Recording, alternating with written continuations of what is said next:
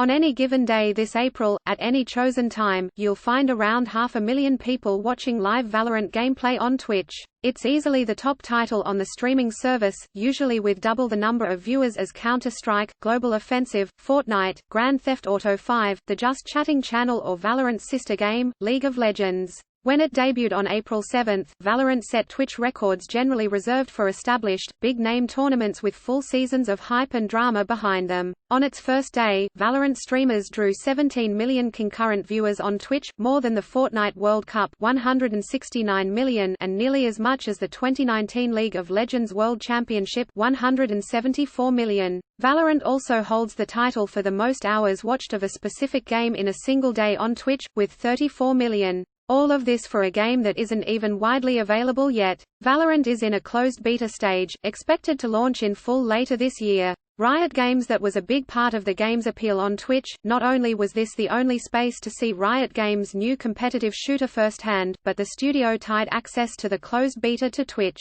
Beginning April 3, participating streamers dropped Valorant beta keys to random viewers in their chats. The only way to secure a key was to have both a Riot account and Twitch account, and then watch a lot of Valorant. Both Riot and Twitch, and their parent companies, Tencent and Amazon, benefited from the deal. This is how video game marketing works when streamers are the industry's biggest celebrities. Studios and advertisers go where the players are, and right now, they're on Twitch, YouTube, Mixer and social media. Video game publishers, esports leagues and individual streamers are signing platform exclusivity deals worth millions.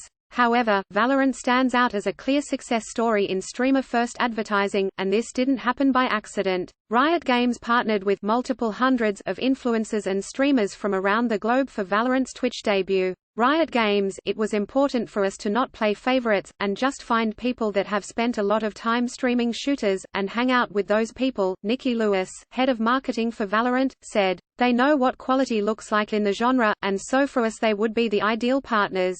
Quote.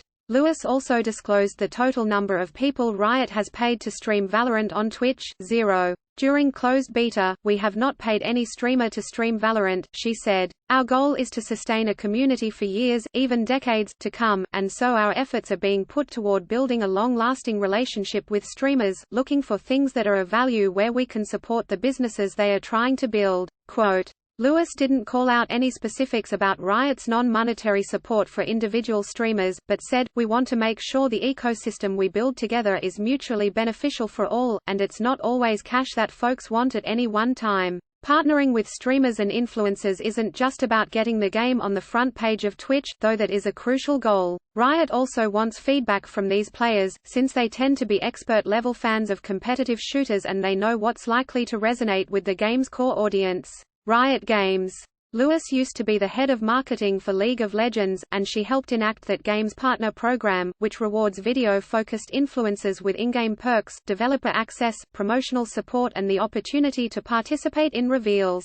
Other AAA studios have similar partnerships with streamers in place, notably Overwatch studio Blizzard. With Valorant, Lewis' marketing strategy has been to leverage Riot's relationships with streamers and infuse the development process with their feedback from day one, or day -1. Our approach has been even more intimate with influencers, Lewis said. We need advice on our game, help us make this game good, help us make this live up to your standards as an FPS player. It was really crucial to get those influencers involved at an early stage. Quote. On top of offering early access, free games, networking opportunities and other perks to Valorant streamers, Riot has the cash to make deals with high-profile personalities if and when it wants to. League of Legends generated $15 billion in revenue in 2019, and tends to make between $1 and $2 billion a year. Not to mention, Riot is owned 100% by China's largest internet company, Tencent Holdings. Money aside, Riot is rich in relationships.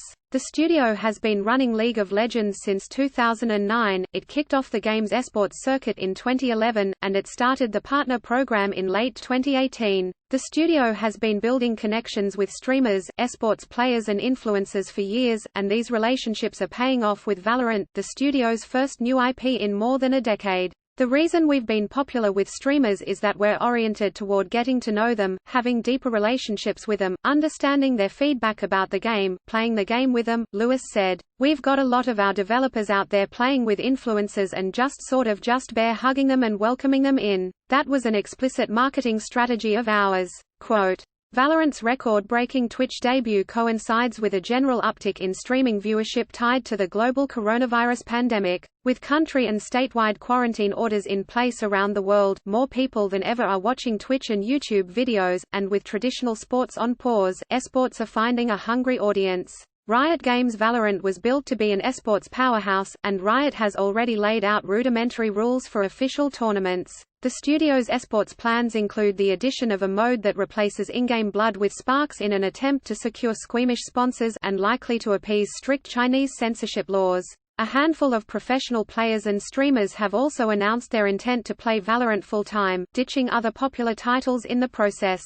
Fortnite World Cup runner-up Harrison Chang is switching to Valorant, as is Overwatch pro John Wanted Lin. Jake Poach Brumleve announced in March that he'd be ditching Fortnite for Valorant, and in a twit-longer statement he criticized Fortnite publisher Epic Games for mismanagement of the game's esports league, writing, "I hope I find what I'm looking for in Valorant. I have high hopes for the game and am very motivated to stream and try and compete. If it doesn't work out, I will move forward as a streamer. I'm excited to be streaming again. I don't feel boxed in by feeling forced to stream Fortnite anymore." Quote, "This faith in Valorant speaks to the success, so far, of Riot's streamer-first marketing approach. Lewis actually calls it player-first. She says Riot is interested in working with streamers and fans at any popularity level, not just top-tier Twitch personalities. Competition is the main point of Valorant, and so we expect that'll play out really nicely in the esports scene," Lewis said. "It's been really exciting so far talking with team owners, talking to players of other types of games in the competitive scene and just gauging their interest." Quote, "At the beginning of the year, Ludwig Anomaly Lagerstedt had a significant YouTube following as a Counter-Strike, global offensive player, with a small presence on Twitch. Today, he's regularly the top name on Twitch, streaming Valorant. From April 13 to 19, Anomaly's channel clocked 1,385 million hours of eyeballs, and they were all on Riot's new shooter, according to the Esports Observer. On April 15, Riot opened up the Valorant beta program and enabled key drops for anyone streaming the game on Twitch, not just certified partners. The drops are still running 24/7, and today, just over 2 weeks after the game launched in closed beta, Valorant is still at the top of the Twitch charts.